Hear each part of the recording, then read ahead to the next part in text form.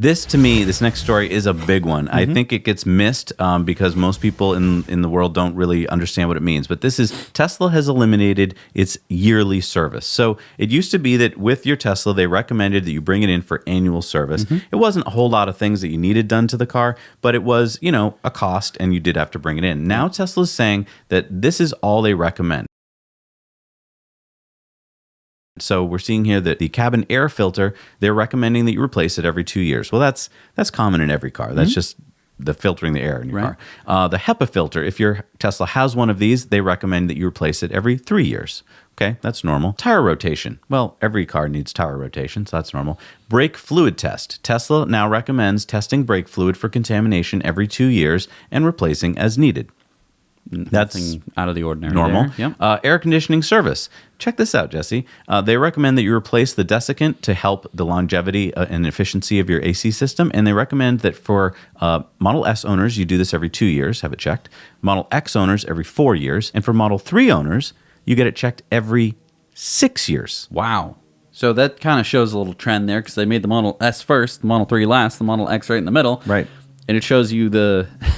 I guess they got really good at making AC systems. I mean, guess. That's amazing. 6 years? And then lastly, winter care. They recommend that you clean and lubricate all your brake calipers every 12 months if you're in a cold weather climate. Look what it's not listing. There's no exhaust system to check, no timing belt to check. No oil change. Right. There's no catalytic converter that could have to be replaced. There's no head gasket right. or, water pump. do you realize that there's so Oil little filter. Exactly. And most dealerships, it behooves them to get you in there as often as possible and to charge you for things you may not even need. Right. Tesla's basically saying, oh, you know what? We found out with data that we don't need to service your car as often as we thought. Right.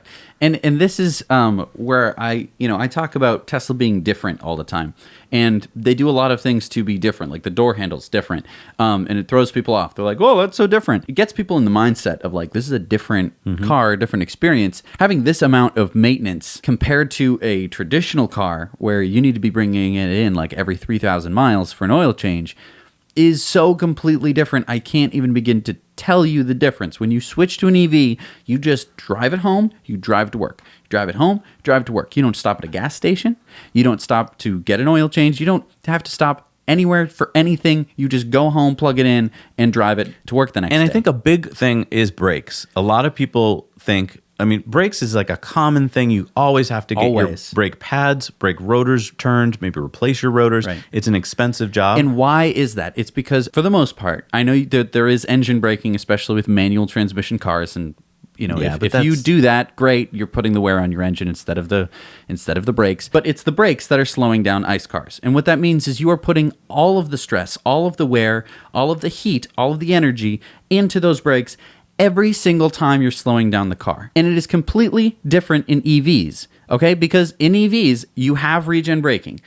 It might be weak, like in the Leaf. It might be strong, like in every Tesla. The stronger it is, the better it is. The less actual brakes you need, and the less they're going to wear, the less they're going to heat up, the less they're going to warp the rotors. It's huge, the difference. Imagine if an ICE car company said, you know what, our brakes you don't have to change for 200,000 miles. Right. You'd be like, that's great, because normally you have to change them every 30,000 miles. Right. Imagine having to slow down the car with your sneaker. You have to open the door, put your foot down on the pavement. You would go through sneakers faster than like a sneakerhead. Right. So, think of how many times, that's 6 or 7 times that you don't have to go to the mechanic. Right. Because you're not wearing down your brakes. We've been saying this for a long time, but it's so cool that Tesla has data to prove that you don't need to be going in for this type of maintenance quite as often as they had originally, it was originally annual maintenance. And so everyone was like, oh, annual maintenance, that sucks.